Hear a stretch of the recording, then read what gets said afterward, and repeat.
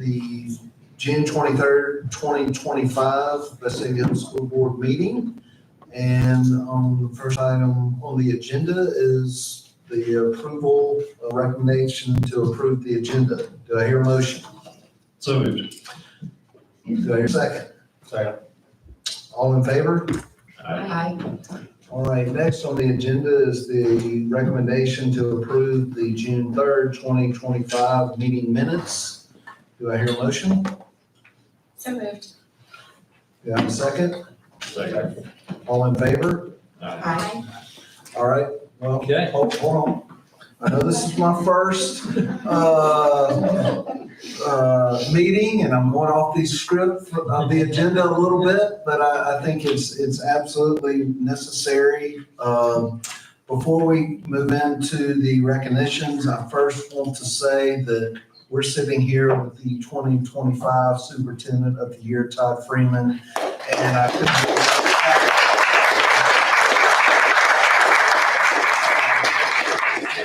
it's an honor so well deserved, and anyway, we're just grateful and really enjoy working with you, and great job. Thank you. I appreciate it. It goes without saying that it is most humbling to be recognized for something, but it is also a reminder of how truly excellent our school system is and has been for a long time. And I really am just a beneficiary of it. I mean, I get to serve in the capacity I do. I'm a parent of kids here, so I get to benefit from a school system like we all do that has since 1970, April 1970, been an outstanding school system, and drives to always get better. So the thing that I'm most excited about is it is another opportunity to tell our story, to tell other people about Vestavia Hills City Schools and the things that this community believes in and stands for with education. So for that, I'm grateful, and I'm certainly grateful to work for just, I think, the best school system in the state of Alabama. Fantastic. Fantastic. All right. Well, I want to recognize Amy Rainey. Dr. Rainey is retiring. You've accepted her retirement, and we're going to try to keep her helping us out a little bit. But recently, Meredith Hanson played a role in submitting Amy for an award through CLASS, which is the Council for Leaders in Alabama Schools. And that's principals, district office people, things like that. And so Meredith submitted application for Amy, and she was awarded a Lifetime Achievement Award by CLASS, the state association, for her work in education and school leadership, instructional leadership. So maybe just to blurb a little bit about what you wrote about Dr. Rainey. Yes.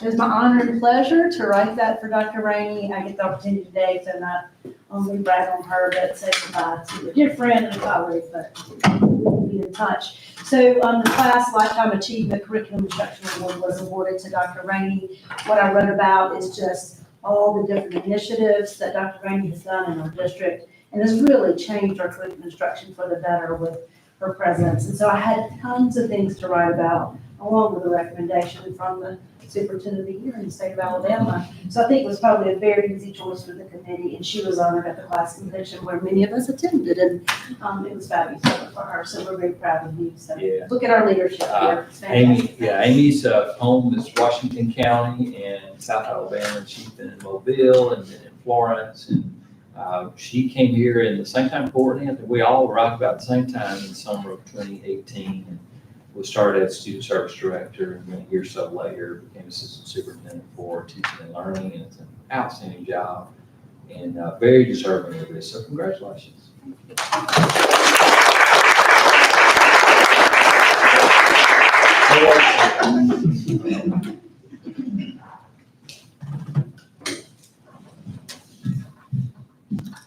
All right. We'll come back to Amy in a few minutes. Okay. All right. We're going to move to our financial statement. Courtney? Good afternoon, board members. I've provided the financial statements and check register for the period ending May 31st, 2025 for your review. As of May 31st, we have collected 98.3% of our budgeted ad valorem tax revenues compared to 106.3% at this time last year. In May, we earned $133,091 in interest income from our investment and treasury sweep account. Our total general fund expenditures and transfers out through May 31 were 72.7% of the budget, compared to 70.2% at this point last year. Ideally, at the 8th month of our fiscal year, we would expect to be at about 66.67% of our budget. And our higher percentage right now is primarily due to advanced purchases totaling about $750,000 for intercom systems and interactive panels for our various schools. These expenditures will be reimbursed through our 2025 advancement in technology allocation that we will receive in August. All bank accounts have been reconciled as of May 31st, 2025, and monthly financial statements and check registers are available for viewing on our website. Yeah, and Courtney, we did Chromebooks as well, did we not? Is that Chromebooks are showing up? coming in June. This That's was, showing panels were about $500,000 and intercom systems. It's one of the things that Courtney alluded to, the advancement in technology, supplemental dollars that comes from the state that was approved in the May budget. We get that in July. We went ahead and advanced some purchases, interactive boards, intercoms, and Chromebooks, because I really wanted our teachers and kids to have them in August instead of waiting till the dollars get here, and then we have to do that in the school year. So we're gonna pay ourselves back through the A&T dollars, but that's where some of the discrepancy is on the higher percentage of expenditures today. All right, board members, I would recommend approval of financial statement for May 2025. All right, board members, you've heard the superintendent's recommendation to approve the financial statement for May 2025. Board bank accounts have been reconciled through May 2025. Do I hear a motion? So moved. Do I hear a second? Second. All in favor? Aye. Board members, item 6, I recommend approval of consent items, and this is related to disposals of board property and field trips, which include out-of-state overnight, and in-state overnight. And as you can see, these are all gearing up toward what we know to be trips taking place next school year. So I recommend approval of consent items. Board members, you've heard the superintendent's recommendation to approve the consent items listed on the agenda. Do I hear a motion? So moved. Do I hear a second? Second. All in favor? Aye. Under business, item A is a recommendation to approve the salary schedule for 25-26. So once you get a motion on the floor, Jay, I will talk a little bit more about it. Okay, you've heard the superintendent's recommendation to approve the salary schedule for the 2025-2026 school year. Do I hear a motion? So moved. Do I hear a second? Second. Board members, the salary schedule does not reflect a universal pay increase. We did not have one that was mandated from the state this year. We did have last year. And those of you on the board will remember last year, we also did an additional increase to make sure that our teacher salaries remain competitive and really at the top of the heap of school systems. And so I was pleased with that move the board was able to make last year. This year, we had a couple of minor changes we made, some to office staff that you see reflected in that as well. There was a schedule change on the executive director schedule, which is one Meredith is on and Sandy is on as well. So a few minor changes in there. Otherwise, it is just the same schedule as last year. I'll field any questions you got on this one. Okay, all in favor? Aye. Right. Item B, I recommend the board approve student fee schedules for the 2025-26 school year. Okay, board, you've heard the superintendent's recommendation to approve the fee schedule for the 2025-2026 school year. Do I hear a motion? So moved. Do I hear a second? Second. Board members, the student fee schedule is something we try to keep as consistent as possible. K-5, for the most part, have the same numbers. Where there are cost differences, usually lie field trips. Shelley asked me about one yesterday relative to T-shirts for students, and sometimes PTOs pay for that. So you'll see a few variances, but we try to keep those very consistent. As it relates to grades 6 through 8, visits in Liberty Park, for the most part, are consistent, at least on the same things, but again, field trips and some other variables will be a little bit different. And then 9 through 12, the same thing. The freshman campus and high school generally have the same ones where they have similar type fees. So the schools work real hard to do that and to not increase where we do not have to.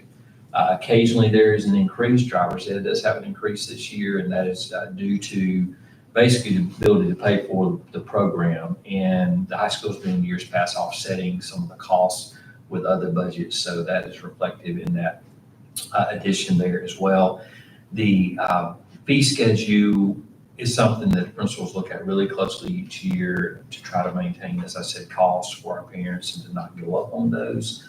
One fee that we did take out for secondary is related to lockers, not PE lockers, but general lockers. That is not going to be in student costs this year because that has to do with the cell phone law that got put into place, and I can talk more about that in just a little bit. So that's just an overview of fee schedules for you. All right, all in favor of the student fee schedules? Aye. That portal opens up late July. I believe it's about the 28th. Okay, so stand by for that. All right, property insurance is item C. I recommend the board approve the property insurance with Gallagher. All right, board members, you've heard the superintendent's recommendation to approve property insurance with Gallagher. Do I hear a motion? So moved. Do I hear a second? Second. I'd like to speak to this for a minute with the notion of the comparison that I provided to you. For many years, the school system had used the Alabama State Fund, which is risk management through the state, and has provided insurance to us. The deductible on it is lower than the deductible with Gallagher by a significant amount. It's $10,000 with the state, it's $100,000 with Gallagher. This is for property insurance. The problem is it is limited in terms of its scope. And some of the things this year that we've had concern about, one is the turf that we have in a lot of our stadiums and fields is not covered. That's an example, and that is a very expensive piece of property. There are some limitations on what it may cover in terms of losses, such as at the high school this summer or this spring when we had the flood on the campus from the sewer backup and we had to repair.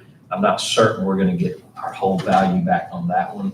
The big incident that really kind of put us over the top, and Courtney's been working on this for months, but at West, right there at the end of school, we had a flood that came into the campus, and that is going to cost us, we think, at least $400,000, and insurance will not pay for it. So with this particular coverage, it does pick up those type things. So the deductible in itself, while it's more, will avoid, I think, some larger scale issues for us. The fact is we have older buildings and older infrastructure, and we're going to continue to have some of these things happen. And so Courtney has been, as I said, for several months looking at the best path forward for us. We already use Gallagher for a cybersecurity insurance. That's a part of this policy, so we won't have that payment any longer. The premium is about the same when you take that out for what we're paying now. Is there anything else you want to add to that? I think it's gonna be really good. It's very, very well done Feel better. process. Yeah. So questions I can answer on that?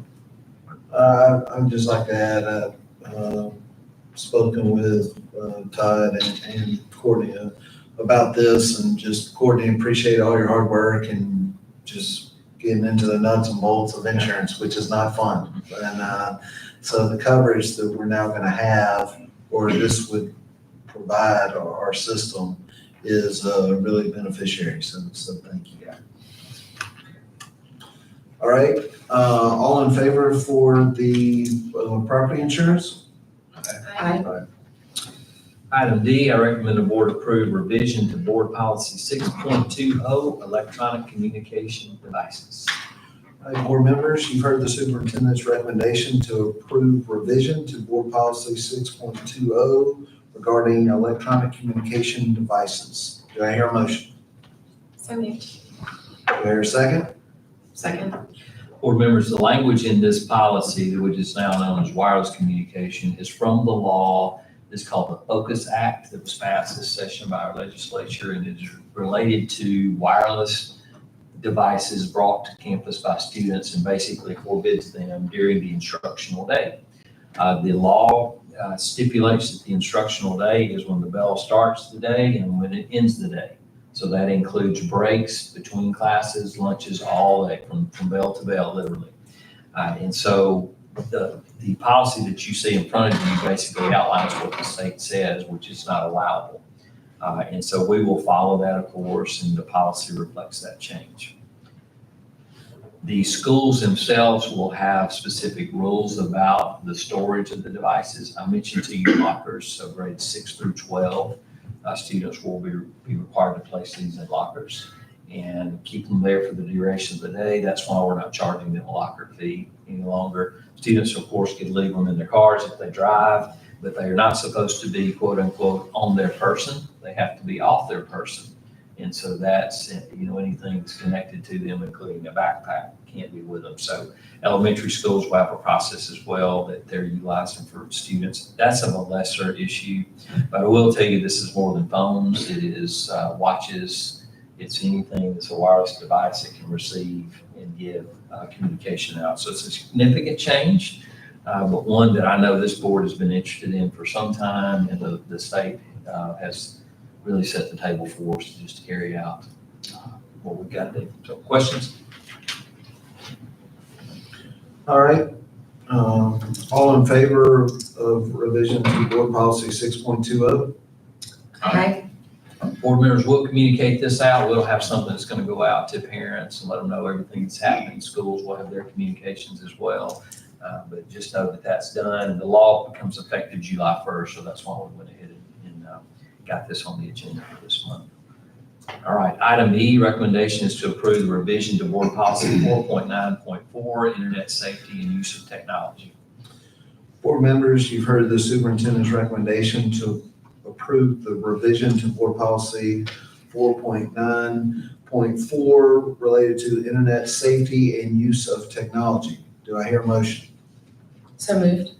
Do I hear a second? Second. I want to just comment that this is really just updates to the language from the law that requires that we have a policy like this. We already have it, but we just made sure the nuances that were in the law, the specific language was reflected in our policy as well. So minor changes on this one. All in favor for the revision to board policy 4.9.4? Aye. All right, and finally, the parent-student handbook. This is something you approved in the spring, but I recommend approval of updates to the 2025-26 parent-student handbook. Board members, you've heard the superintendent's recommendation to approve updates to the 2025-2026 parent-student handbook. Do I hear a motion? So moved. Do I hear a second? Second. Board members, this is the adjustment to the handbook specific to consequences in the code of conduct if there's a violation of the cell phone rules. That's one adjustment. The other is that the state legislature and the governor signed into law some provisions regarding vaping. And so that is well in the document. Amy has revised all of those for us. Upon your approval, when we do the fee portal, we'll send this back out to parents, so they got to certify they read it and understand it again. But that'll be our communication with them on this one. Any further thing you want to add on that? Okay. All in favor of the approval of the parent-student handbook update? Aye. I do want to say as a side with regards to these three items, this is something that's in board policy 6.20, but this does not include school issued devices because we have Chromebooks, all of that's still in play. This is specific to student devices. All right. Thank you for that suggestion. And there also is an exception for health issues. That's right. Anything that's written into a health plan, IEP, or 504 would be subject to. And so our teams that work in those areas with those students and families, if they meet the letter of the law with the exception, then those will be granted. All right. Item H, to recommend a board approval to policy 7.3 academic standards. Board members, you've heard the superintendent's recommendation to approve update to board policy 7.3 academic standards. Do I hear a motion? So moved. Do I hear a second? Second. This is just making sure the language in the policy manual and the handbook are the same, so really no adjustment to change. All right. All in favor to the revision to board policy 7.3? All right, I need to go back to G. Real quick, point of order, did we approve the revision to board policy? 6.1. Yeah. No, I forgot that. Okay, let's go back to that I was one. not in the mood to do that. Okay, well. I can tell you're sweating over here, because we have it. Yes. Now I'm ready. Okay. Now we're ready. Let's go back to G. Recommendation to approve board policy 6.1 admissions and attendance. All right, board members, you've heard the superintendent's recommendation to approve update to board policy 6.1, admissions and attendance. Do I hear a motion? Do I hear a second? Second. This too is just alignment with the student handbook. All in favor to the revision to board policy 6.1? Aye. All right, now let's go to I. Recommendation is to approve a contract with Coca-Cola for soft drink vendor services. Board members, you've heard the superintendent's recommendation to approve a contract with Coca-Cola for soft drink vendor services. Do I hear a motion? So moved. Do I hear a second? Second?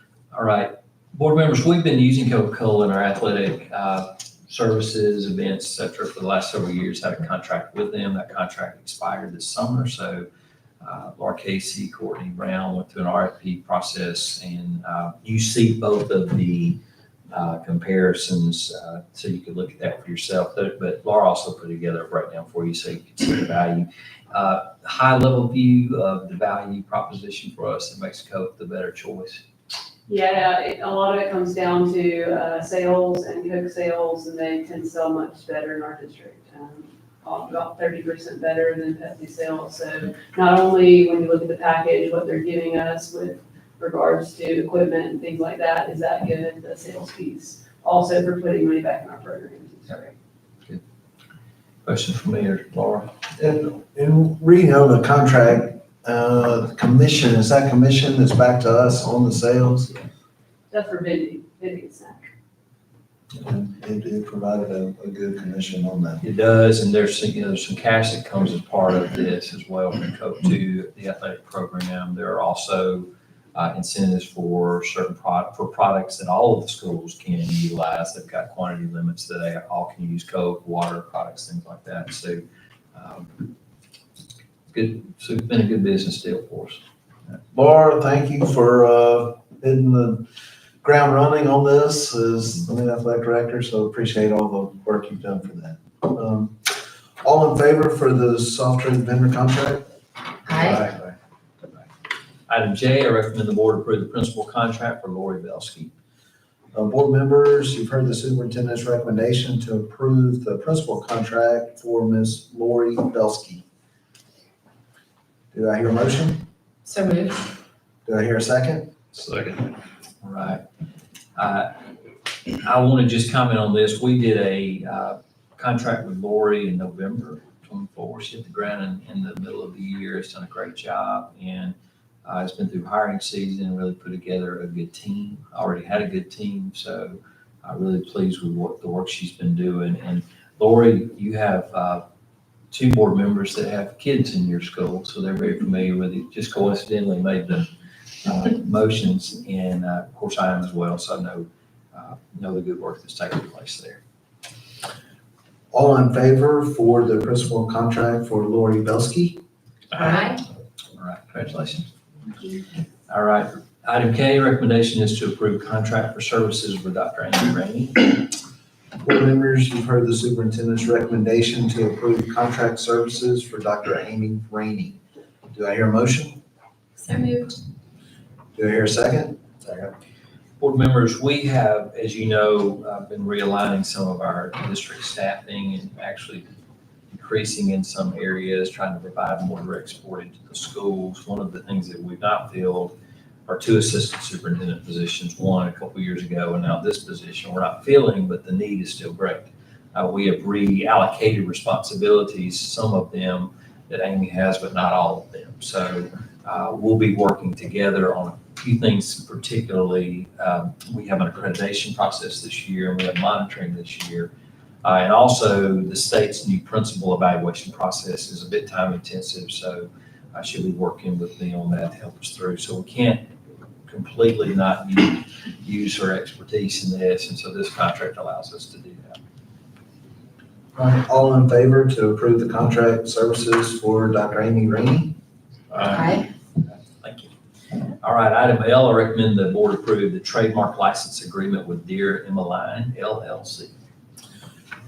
Board members, you've heard the superintendent's recommendation to approve the trademark license agreement with Deer Emmeline LLC. Do I hear a motion? So moved. Do I hear a second? Second.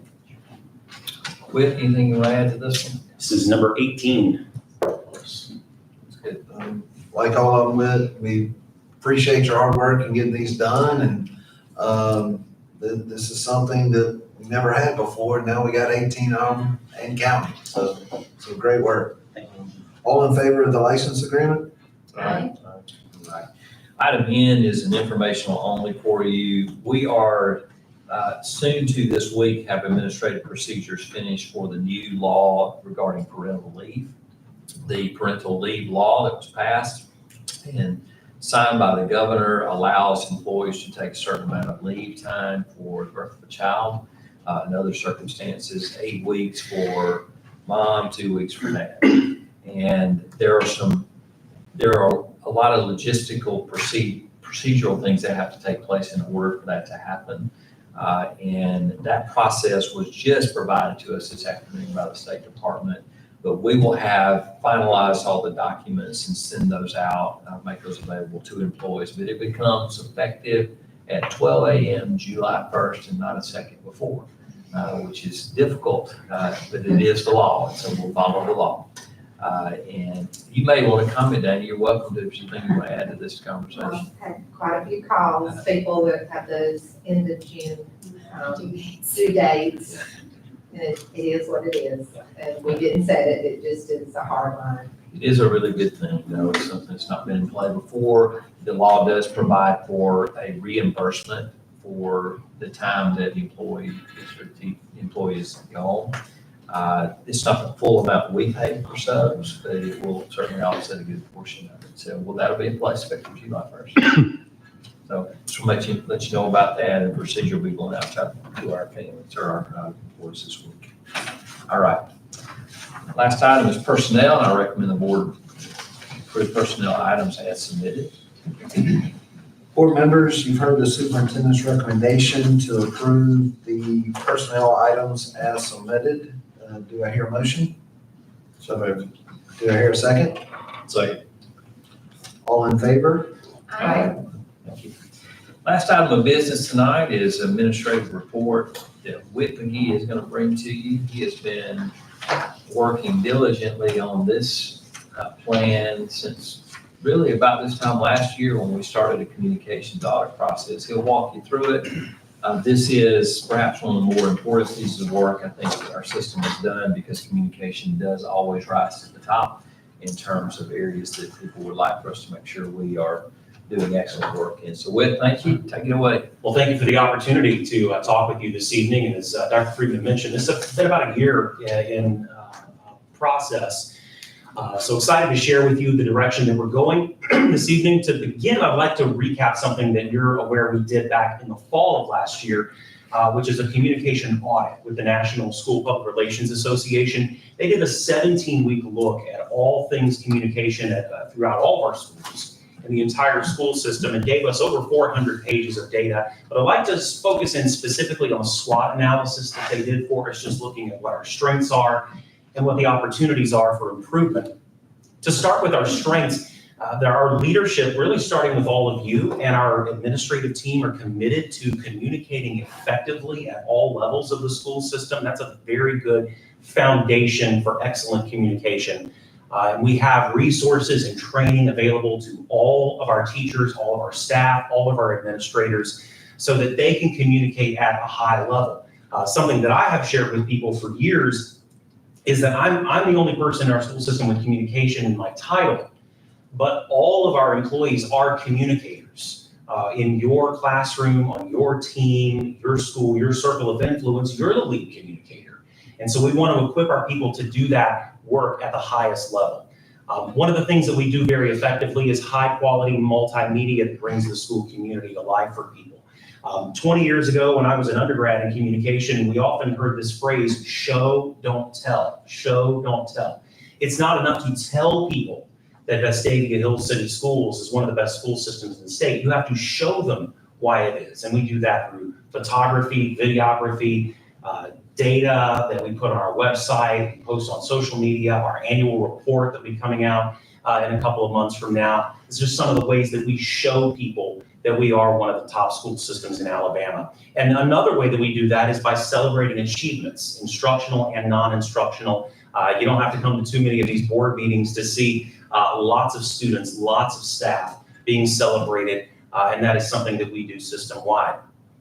Now, from a weaknesses standpoint, all of these things that we know that are best practices in communication, we've never taken the time to put those into a comprehensive strategic communication plan.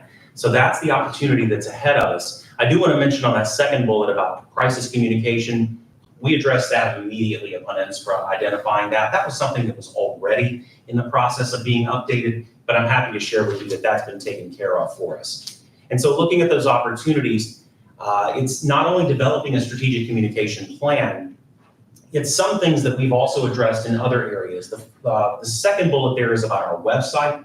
As you're well aware, we updated our website over the holidays this year to be much more accessible to people, to make information much easier to find. And the first bullet really speaks specifically to accessibility of information. We take a much broader view of accessibility, and I'm going to get into that in a few minutes about what that means for us. But I'm happy to share that those opportunities have already started to be addressed, and we're going to continue to focus on those. From a threat standpoint, one of the big ones is the spread of false information about the schools out in the community and how that potentially affects the reputation of the school system. Some of that comes from a general lack of knowledge among our stakeholders about some of our key system level operational issues, budget, facilities, finance. What can we do to provide people better access to that information? That, if we can focus on that, that will take care of a lot of the issues that you see there in that first bullet related to the spread of misinformation. In the spring, we did a long strategic planning process, and part of that was a review of all of our different system capacity standards. And that process identified some of these same things that we want to focus on tonight. Challenges with communication about specific things like those larger system level issues, a 30,000-foot view things, spread of misinformation on some things, and too many streams of information. That has been something we have consistently heard over time as something that we have an opportunity to address through this plan. So our 4 big communication plan goals are standardized communication practices across the system, accessible information, creating a more informed and engaged community, and a unified and protected brand. Let's start with standardized communication practices, and just in a very practical sense, what does this mean for us? The first thing that it means is fewer communication platforms, fewer places that you have to go to get information about what's happening in our schools, what's happening on our teams, our classes. We want to identify platforms that we know our families use consistently, that we know that our faculty and staff are comfortable using, and just get everything zeroed in on those platforms exclusively. We also are asking schools to develop a consistent schedule for communication that's going from school to home. And that is related to the 4th bullet on there, which is we're asking schools to develop not only to not only implement our system level communication plan, but to have their own school level plan for when and how they're going to communicate with our families. Also developing common vocabulary for just how we talk about school. Get into that a little bit more into the second goal in just a moment. But to get real specific here, these are going to be our approved communication platforms going forward. We've spent the last year talking with teachers, talking with parents, talking with students about what are the communication platforms that you use, what are the ones that you're comfortable with, and this is what we heard. Parent Square, for school-to-home communication, and then the tools that we have through our technology department with Google Workspace for Education. That's our email, that's Google Classroom, that's Google Chat, Google Meet, different tools that we can use for collaborative communication. All of our students, all of our parents, all of our teachers and staff already have accounts here. So this is not like a third-party service that we're having to ask parents to go sign up and register for and keep an eye on. We're going to have all communication funneled into these places. So that should drastically cut down on the number of places that a parent has to go to find out what's happening with my child's classes, teams, clubs. All that's going to funnel through these platforms. On the topic of accessible information, as I mentioned a moment ago, I said we take a much more comprehensive view of accessibility, not just making sure that the content on our website is compliant with ADA law for accessibility, but also accessibility in the sense that it's something that applies to everybody. I'll give you a great example here.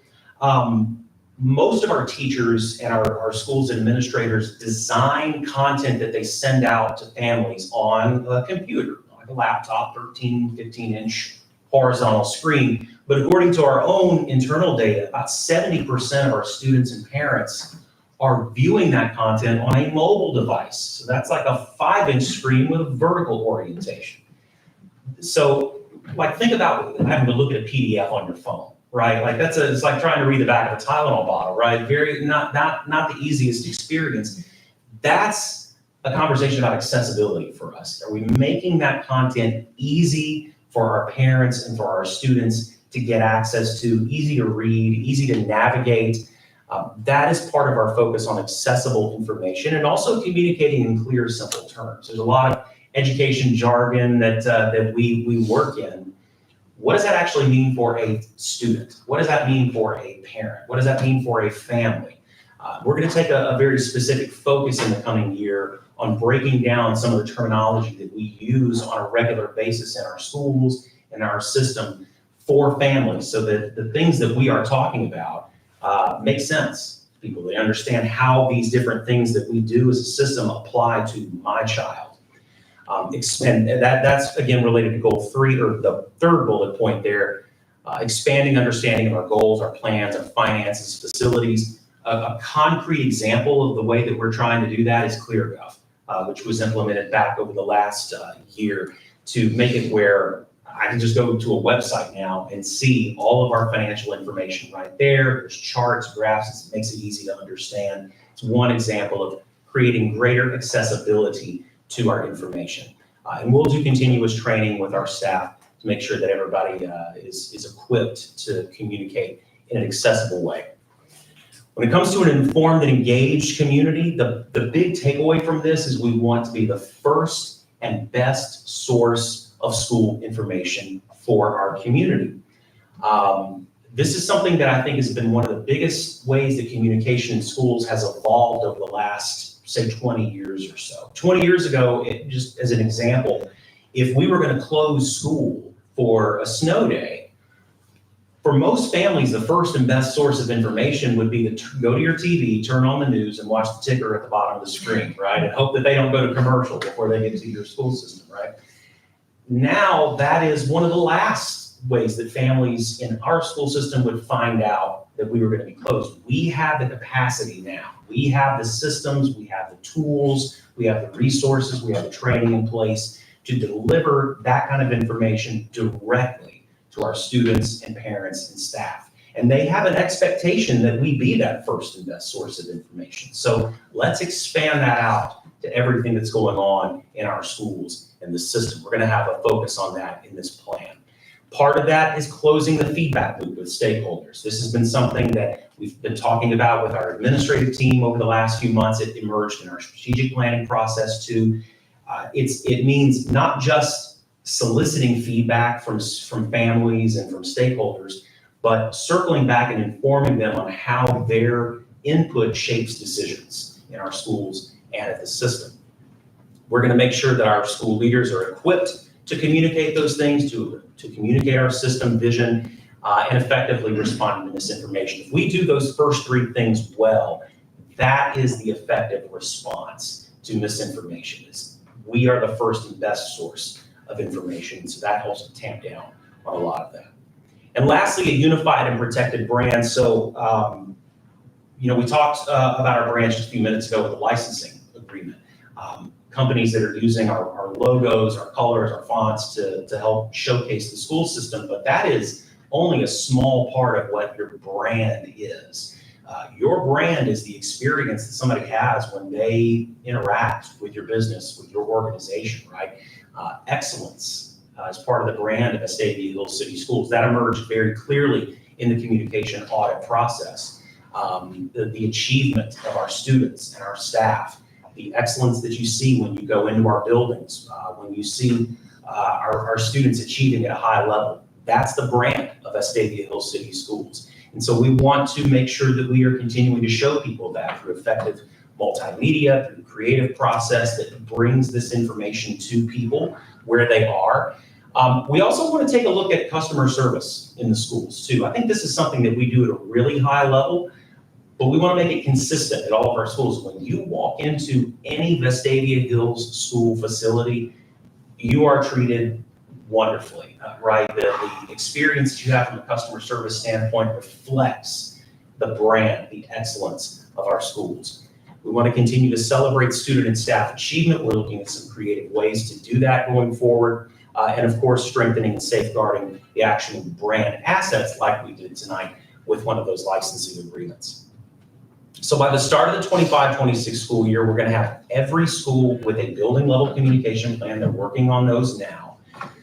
Teachers, coaches, and staff will have transitioned to those approved communication platforms so that we're all kind of funneling information to the same place. Our schools, our system will be providing consistent updates that you can kind of have an expectation of, that they will be coming to you on a routine basis to tell you more about what's happening, not only in your own child's classroom, but at the system level as well.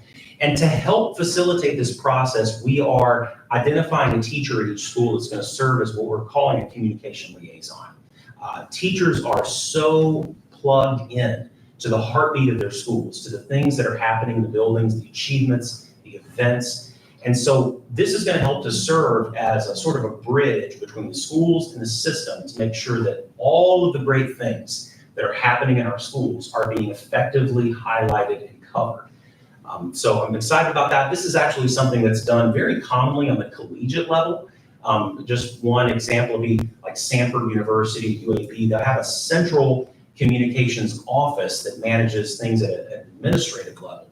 But then every school on their campus, like the School of Education, the School of Business, the School of Pharmacy, they will have their own communications person embedded in that department who is identifying the big things that they're working on and relaying those back to their main communications office so that they get effective coverage and publicity of all these things that are happening in those schools. So really excited about the direction there.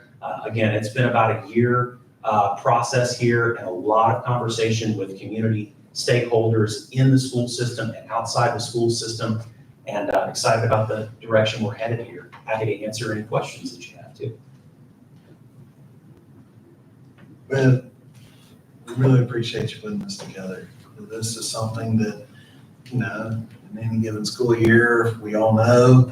I guess Shelley knows from the park board, but communication is key, and our stakeholders and constituents want to know what's going on. And I think what you put together on paper is just conveying what you and the system has been doing all along. And we really appreciate you putting this together for us. Thank you. Thank you so much. Thanks, Bud. Appreciate it. All right. Now, is there anyone here tonight that would like to make public comment? If that is the case, I'm going to forego reading the instructions for that, and I will adjourn the meeting.